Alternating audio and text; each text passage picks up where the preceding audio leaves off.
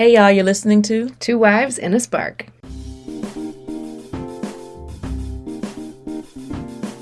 As an interracial couple, we've learned a lot over the years, and we're committed to sparking conversations that build community and explore how race influences everything. Literally everything. So that's our focus for this podcast. Because we believe that intentional conversations are vehicles for change.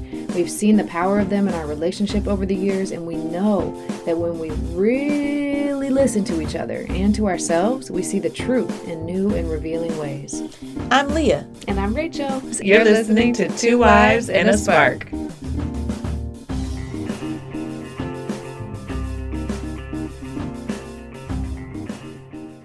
Hey y'all, welcome to episode 16. Woo woo! Welcome back, everybody.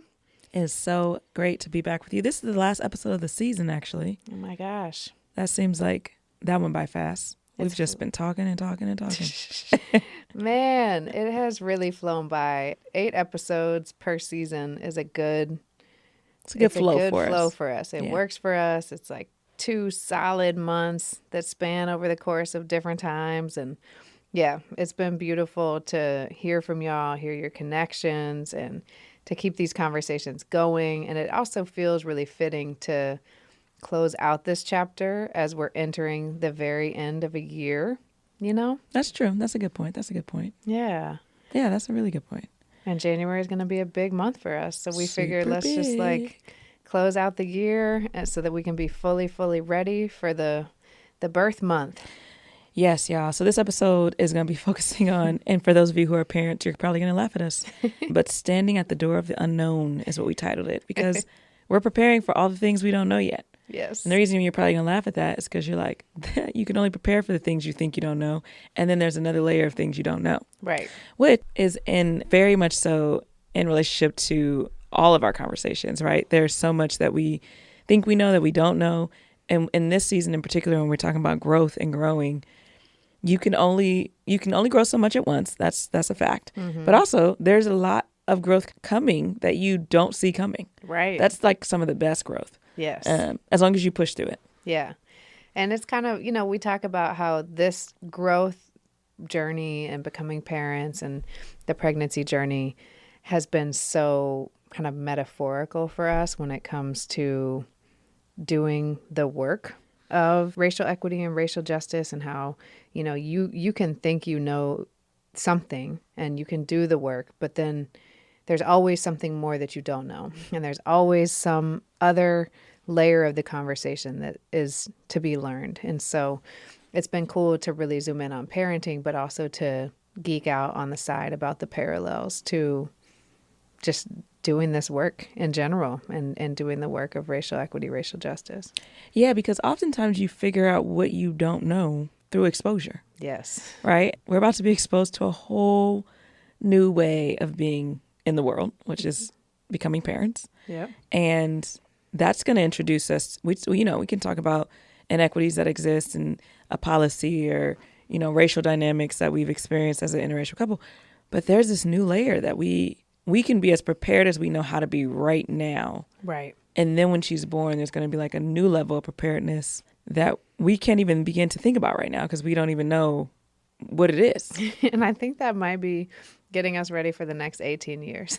That's true. Like legit. That is a good I think point. that might be parenting. Like you think you're prepared and then you learn something. And so we're just kind of buckling up because, right, like we are people who have been very driven professionally. Our careers have been very important to us. We've worked really hard to get to the tables that we're at professionally. And in general, like you work really hard, you prepare, you deliver, you implement, you succeed, mm-hmm. That's been our path. Mm-hmm. And parenting is a different path where it's like you can be as prepared as possible. And success is in the eyes of the beholder. And this is a non-linear journey where you might think that you checked all the boxes and then something else comes up. And I think there's going to be so much that we learn. And so, yeah, we just wanted to learn out loud in this last episode of season 2 about like what are we doing to get ready for what we don't know yet? Because I think that's like just good practice in life when it comes to That is real. All the things that are coming with the winds of change that are always blowing. Yeah, I mean, we talked about that at the beginning of this season, right? The only thing constant is change, and we know this change is coming. And so the biggest thing we can do to get ready for it is make space for it, right? You can't dictate like, okay, this is going to happen, so we need to do this. In some ways you can, right? Like we can get ready to provide a space for her. Yeah. We can get ready to like fix certain things in the house that we've been procrastinating on, right? Those are the things that we can get ready for because we know that that's going to impact the change that's coming. Yeah. But then there's a space that has to be available for all the unknown things that we don't see coming, right? Yeah. What are some of those things for you? I mean, there's so many things that we're curious about, right? Like, what's her personality going to be like? What abilities is she going to have? What are her strengths going to be? What are the challenges that she has? And so you think you can be prepared, but the thing that I keep hearing is like, just wait. Give yourself the first month. Like, be ready. Have your space ready, but make sure there's enough space. Don't overpopulate yourself with all these gadgets and things because you have to learn who she is before you go buy bulk of X, Y, or Z, right? And so what works for other people, I think the biggest thing is just not letting ourselves get it down the trap of like comparing ourselves or just doing what other people say to do. We've just been really firm about like, we have a lot of space. We're staying open. And we're going to know exactly what she needs because she's going to teach it to us, you know? And I think that being really clear about that with our values and with our having the foundation for us as a relationship to be like, right, let's not go down that rabbit hole. Let's just get one of those things and then we'll learn. So I think there's like the material, kind of like surface level stuff that, you know, we're trying to just like prepare for. And then there are the bigger things that I think we also want to be prepared for, right? Like, I think one of the biggest things it's a little bit to your point, but I think the way it connects to our story overall is like preparing ourselves to be unattached. Yeah. Right. And I think whether you're preparing to have a baby or you're, you know, growing into a new way in terms of your lens of being less anti-racist and anti-bias, like being unattached to an outcome, I think is super helpful for the growth process. And, you know, I think we both obviously want to be really good parents and we want to be attached to this idea that if we do X, Y, and Z, that'll help us be really good parents. But I think that's actually what's going to get in the way of us being really good parents. So creating space to be prepared for sure. Like, I'm not just going to wake up and be like, all right, baby, what you need today, right? We'll have a schedule. We'll do things in some sort of an order. And after a month, we'll learn, oh, this schedule actually works better than this one. Or if you rest and I do this and this better for all of us or whatever, we'll be learning those nuanced things. But we can't stay attached to the outcome because then if we stay attached to the outcome, right, I think that's what will cause us to be more frustrated, to not live into our values, to not be excited about the unknown, to be worried about it and actually to be fearful of it. So I'm trying to make space for that. Yeah, yeah. Because as planners, you plan, you know, like you plan for the outcome. Yeah. Which you can't be attached, I think, with a little one. So yeah, it is truly the difference between being planned and being prepared. You know, I think being prepared is what we're focused on. That's deep. Being planned and being prepared. Yeah, plans like lock us into things, but being prepared is like, okay, we know we're trying to get to New York. That's going to be our destination, but we could take a train, we could take a boat. If we wanted to go a really long route, you could take a plane, you could take a train. You know, there are different things you could do, right? Now, what we know to be true is it's almost like you have to plan for what you don't know. And I think that I'm thankful for our training as facilitators and as mediators and as like people who have navigated a lot of complex dynamics with human beings. Yeah. Because I think we do have that muscle to walk into the unknown. This is just a new way to flex it. So I feel thankful for all the work that we've done in the space of facilitating hard conversations, because you really do have to be unattached in that space. So that's some of the stuff. I think another thing is connecting back to that other episode, like really, really being explicit about and talking about staying true to our values. Having those conversations, I think, is going to continue to be really important because that's going to help us stay anchored. That's like our container, whatever we decide, plane, train, automobile, that's going to be our anchor, our values, you know? Yeah, and that might change from day to day. Like, we have some really close friends here in Austin that were like, it's not to say not to get used to anything, but things begin to change every 2 weeks when they're developing. Right. So you might find a schedule that's like, okay, we got it down. And then 2 weeks later, it might be like, wait, what? Why isn't the schedule working anymore? So I Yeah. think, being honest with each other around like it's time to change some things up, and having enough care for one another to know, hey, it's time to change some things up. I can see you're not getting as much rest as me for whatever reason, because you'll be doing a lot of the feedings. And so I think that's important to name and to think, what can I take off of your plate? What can you take off of mine? Yeah. Preparing to talk to each other in like a different way also is going to come with some newness, Yeah. Right. that you can't really prepare for, but you can turn back to your values for. Right. I think that's right. So I think that's definitely something. The thing that I think we are grappling with, so this is probably going to be a little messy, which is, how the work is, right? Is going back to, I think this was maybe 2 or 3 episodes ago, where we talked about we're raising a biracial baby and we're an interracial couple. And so there are these layers as an interracial couple where we're really thinking about in different ways, and we'll learn how to talk about through her. Yeah. Or because of her, we'll learn how to talk about it. But there are ways in which we haven't even begun to talk about, just because you don't know yet. Like, what are we going to expose her to? From like shows to family members to parts of the world to, like our own patterns of ways of doing the things we do, right? That we're not even thinking of because it's just the way we do it. Yeah. That she's going to be looking at. Like, what are we going to be exposing her to consciously and subconsciously? I think is something that will come up and will lead to deeper conversations. Yeah. Yeah. That definitely will. And I think just like how that is going to impact the mindsets that we have. And like this whole podcast is about kind of bringing more conversations about race and these dialogues to more folks, right? To join us in this conversation. And I think that becoming parents of a biracial child is going to cause us to have even sharper lenses around like exactly how we're saying what we're saying, just I think it's going to teach us a lot. Yeah, I think it'll definitely push us. There are things I think we know that we may for sure know as we know it. But I think she will in some ways heighten what we think we know. Right. Just by being who she is. Right. We'll lean into a topic more just because we want to be better informed about it. Or, like, what is it going to be like for her to be a biracial child going to school? Right. We may think we know about that. Right. But we really, neither of us are biracial.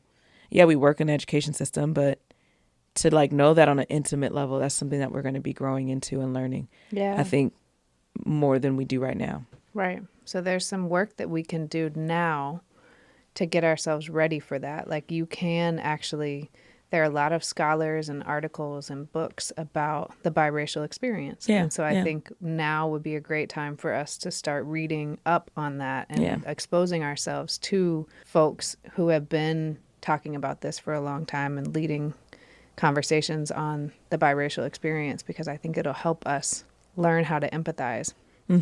Yeah, I think that's a really good point. Like we have the time now to start. We don't have to wait till it's like, oh, now she's having this experience. Let's go learn about it. Yeah. Right. Because she may not ask the questions until she's 3 or 4 or however old she is. But I know, why not start now? Her first year of life, there's some awareness that we can have, even if the intellectual, like cognitive dots aren't being connected at that level. Yeah. Yeah. So that's something that I think, there are things we can do to prepare and just keep our eyes open, around. And that's true regardless of if you're having a baby or not, right? Like when you take an inventory of your life and like what you're exposed to and what conversations you're having, you then can think about, well, what am I not exposed to? What conversations am I not having? What parts of these conversations do I want to learn more about, right? Like there's still work that we can all be doing regardless of if we're having a child or not. Yeah. And even beyond reading books and articles, it's like, oh, who could let's go on like a listening tour of like all of our biracial friends. Tell us about your experience, we would love to hear, what advice do you have for parents of biracial kids? Because I think there's a lot of learning and listening we could do that. I think what a gift that we have some time and space right now. Just a little month, months of change.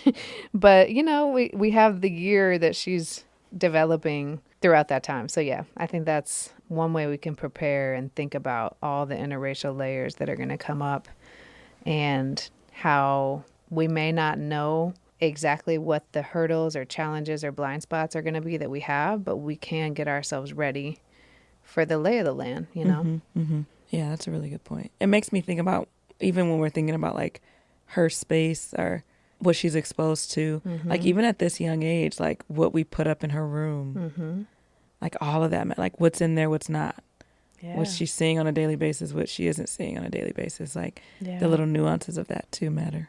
And all the books, you know, we feel so strongly about books and exposure. There's a huge book collection that we're just going to continue to grow. Yeah. That's going to offer insights into worlds that she's going to get to see on a very regular basis. Yeah, which is a gift. Yeah, for sure. Yeah. What else are we thinking about? What we're getting ready for? I mean, I talked about how we're both very professionally driven. How our professional lives are going to change is going to be huge. Yeah, there's a lot there. I think that we're both holding in different ways for different reasons. But I think for the longest, my professional career has been my driving force. It has been the thing that has, you know, gotten me up in the morning, has made sure that I'm making good decisions because I don't want to lose my professional, you know, career or whatever.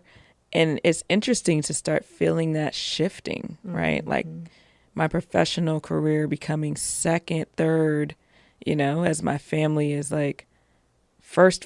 And even within family, it's like the baby and you, and, you know, whereas it's been you. And like, it's really interesting to be feeling that and be watching it happen as it's happening.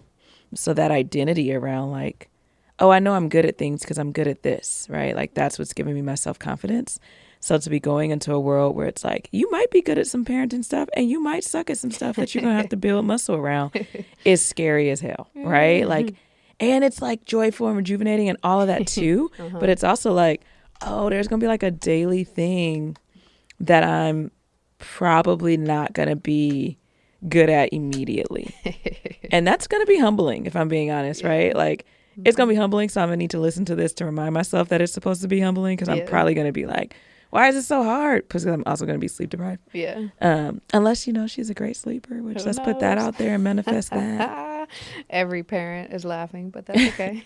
Or every parent is helping me manifest it. That's right. Just that's send right. it my way. There we go. Okay. Yeah. No, it's a good point, though. I think back to that, like, we are good at planning things and executing. And so, yeah, it will be very, very humbling to be reminded every day of things that you're not great at yet. We will continue to use the power of yet and have that word in our vocabulary regularly, because I think we do have there's just so much that we're such reflective people.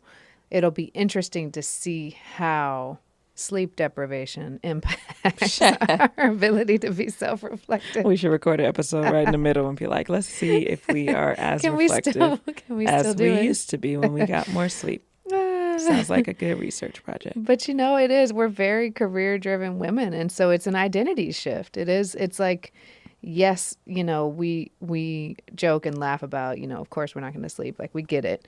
And we have already entered, I would say the pregnancy has started the process, as we've talked about, shedding layers and all the things, redefining ourselves and reintroducing ourselves. Correct. Professionally. And to each other. Yeah. Right. Yeah. Like, yes, professionally, because that's the topic we're on right now, but also reintroducing ourselves to each other. Like, I think there's this other layer. This is not on the professional front, but we're going to both shed an identity, right? Yeah, right now, we have to take care of ourselves and each other. So we are taking care of someone else. But then there's going to be this like mutual person we take care of. And this identity around like I've been thinking a lot about this as I leave work. I leave work by hopping in my car and driving off. Yes. I usually have my lunchbox around my waist. I mean, around my shoulder. I was like, wait. Around my shoulder, some fanny pack. No. Filled with just snacks.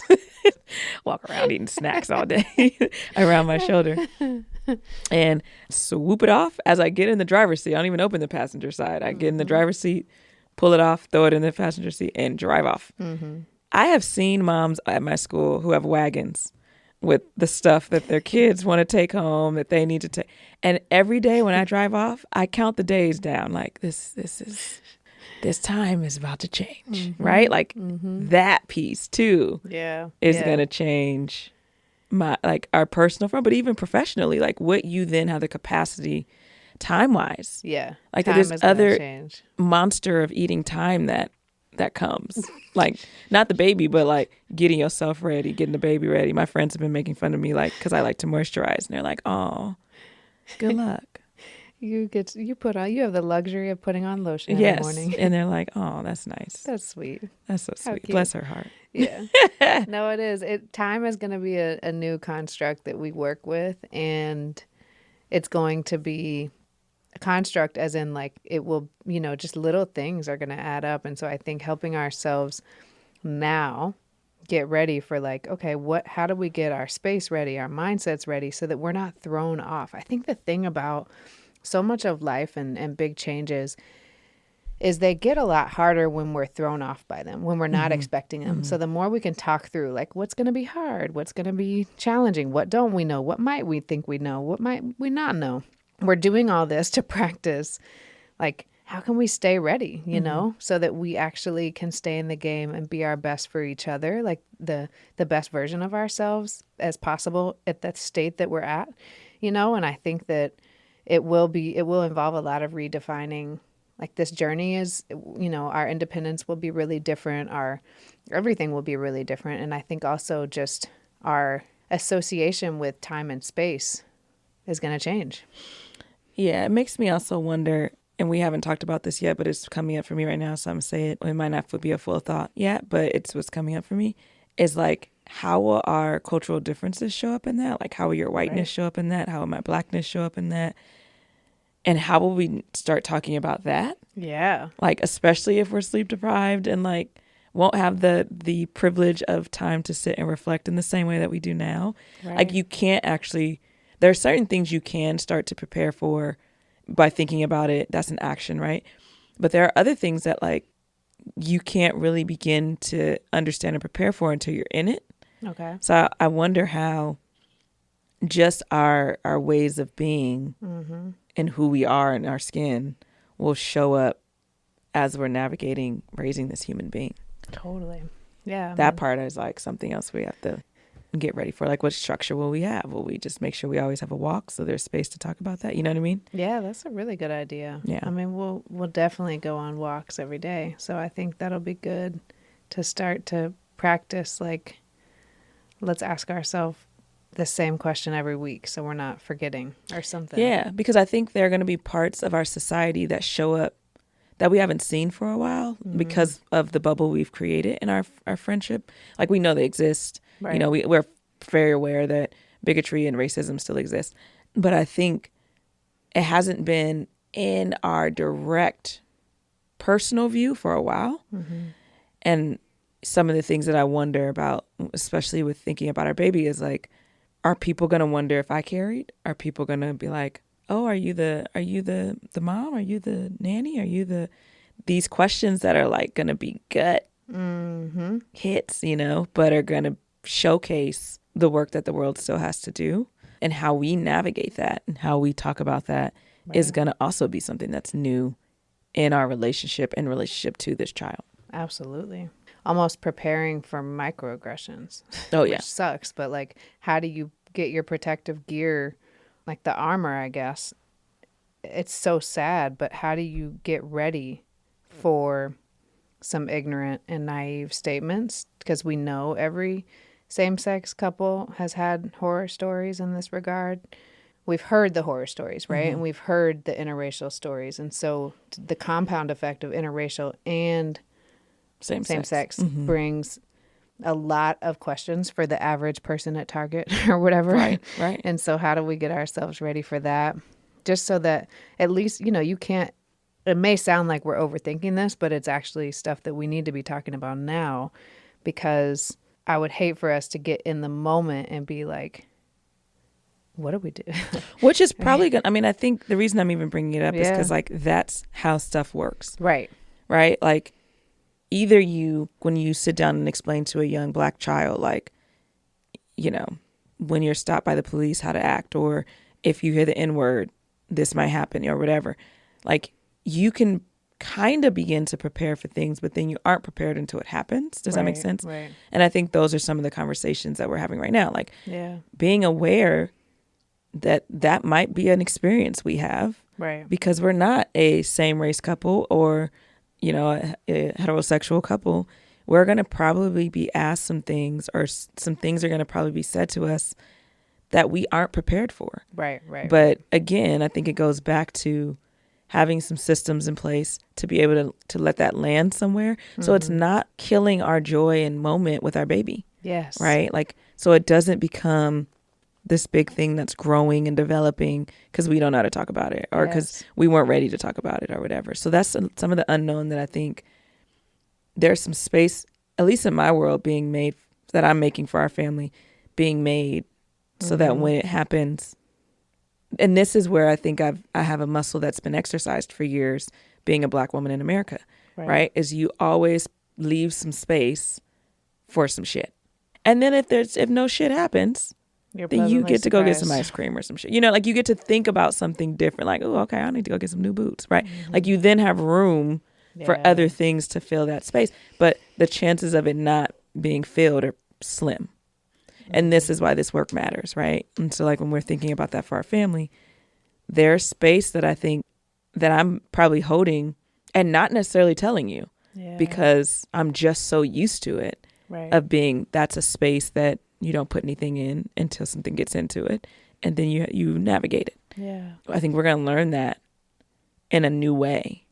Absolutely. And I think it's so important for all biracial couples to talk about this. Interracial couples, yeah. I mean, interracial. Yeah, for parents of biracial kids to talk about, because how we actually react, especially the older our kid gets, the more they absorb and the more they take in, and you know, kids really pay attention to what's not said and how we don't react. You know, it's a both and, like, all those things. And so I appreciate you for bringing that up, and also just being explicit about, like, you have that muscle and I don't. I have lived with a lot of privilege in the world, and while we have been on the receiving end of a few silly comments about being in a same-sex couple, you're right. Like, we haven't had direct experiences with discrimination in a minute, and it as a couple, and it's like about to come at us. Yeah, we got to be ready. Yeah, I think it's an interesting and sad place to be in, right? But it's also the reason we started this podcast, because we want to until that's no longer the reality of the world. Then yeah, we are doing this because hopefully in 10 years, we don't have to be having the same conversation. Hopefully there's a ripple effect of these conversations, more folks talking about this and normalizing, like, it is not okay to ask somebody X at Target. It is not okay to say X and at the grocery store, you know? It's those little moments that are just really microaggressive that cause a lot of harm that we have a lot of work to do around. And until they're not happening, we need voices like this at tables and spaces. Yeah. And how do you begin to, as we bring this human being into the world, get the space ready for her to also experience some of that without taking her innocence and her childhood away? Because I think that's the hardest part about the roughness of our world, is the children that are the most robbed of that childhood are Black children. Right. And so we've got work to do to not shield her from the realities of the world, but to make sure that she still gets to grow up and be a kid. Yes. And that happens in conversations. That happens in how we respond. That happens in how we work in partnership. Right. So those are the things we got to get ready for. And hopefully we'll have some things to talk about when we come back for when. Don't say it. I'm not saying it's going to be around the corner, but when we come back for season 3. Yeah, it will. There'll be a lot of new layers of this conversation that we have either clarity on or more questions about. Yeah, for sure. Or probably both. Right. But that will be coming at you in season 3. And I think right now we're just kind of ending this year and this season with a very emblematic kind of way, which is, we started this journey saying, let's talk about growth and growing through change. And now we've kind of hiked up this mountain together talking through all the different layers and insights of what that's looked like for us. And now we're at the top of this mountain looking out like, okay, where to now? What's next? We don't know. Are we supposed to fly to the next mountain? Are we supposed to climb down and traverse through all of these and then go back? We don't know. We know there's a lot on the horizon, but there's so many unknowns. And so I'm just thankful that we've had this opportunity to dig into this together and to have community with us on this journey, because I think this chapter of our life is really, it's a precious time, 100%. Yeah. And it'll be cool to go back and listen to these 10 years from now and be like, whoa, that's what we were thinking about. All of that has happened. Ain't none of that happened, actually. It'll be really interesting. Yeah. And we just appreciate you all for being on the journey with us this season. There's been a lot of, I think, things we've been grappling with on air and not a lot of answers. But I think that's the work. Right. Is asking some questions and then going out and trying to understand them and coming back and asking more questions. There's never a final destination in this work. And I'm sure people would argue that there's never a final destination in parenthood either. That's real. So I'm glad we got to talk through this growth with each of you and with each other, because we've learned a lot from each other just by sharing our insights and thoughts. Absolutely. Absolutely. There's more work to be done. Yeah. So we will stay connected with y'all on Instagram for sure. Keep connecting with us over there, because that's probably the one space that you can find us. If we old, y'all, we can't be handling too many. We can't do all social that media TikTok platforms. stuff. Let's just go one place. But if you want to know when the baby's born, you should definitely follow Two Wives and a Spark. That's true. Our account there on Instagram, because that's how we'll announce it. Yeah. And we'll be checking that space for messages. So if y'all have questions, insights, ideas for season 3, connections, we'd still love to hear from y'all between now and whenever season 3 is. We'll just put it out there. It's probably going to be sometime between spring, summer of 2022. That's Rachel putting it out there. Leah is not going to put it out there at all. We're going to meet our baby and understand her. And then make a decision. She might be spring, summer of 2023. Exactly. That's what I'm saying. Leah's like, don't you put that out there. But it is. I mean, I think we'll give you an update by the spring. We'll have clarity on where we're at by then, so we can give y'all a little update. But definitely keep connected on Instagram. That's the place you can find the updates. That's where we will be until then. And man, let us know what this episode sparked for you. How do you prepare for major life changes? How do you prepare for the unknown? What do you do when you're kind of at the doorstep of this big question mark, right? How do you get ready for what you don't know yet? And if you happen to be a parent out there, what especially do you do to get ready for what you don't know yet?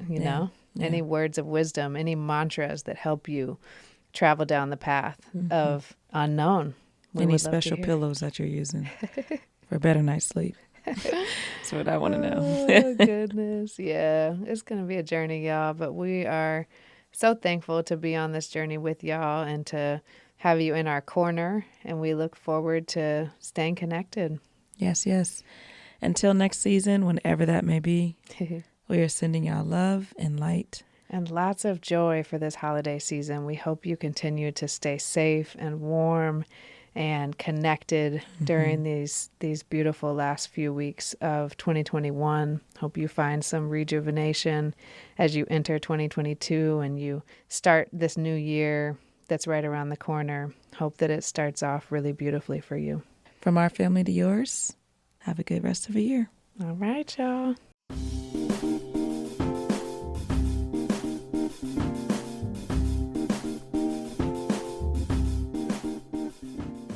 Thanks for joining us today, y'all. We'd love to stay connected on Instagram and Facebook, so you can find us at Two Wives and a Spark, all spelled out.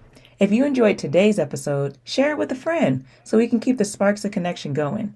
If you want access to our episodes as soon as they drop, click that subscribe button. Every rating and review helps others find us, so thank you in advance for letting us know what you think. And special shout out to Journey Girl Magic Productions. I'm Leah. And I'm Rachel. Thank you for listening to Two Wives and a Spark.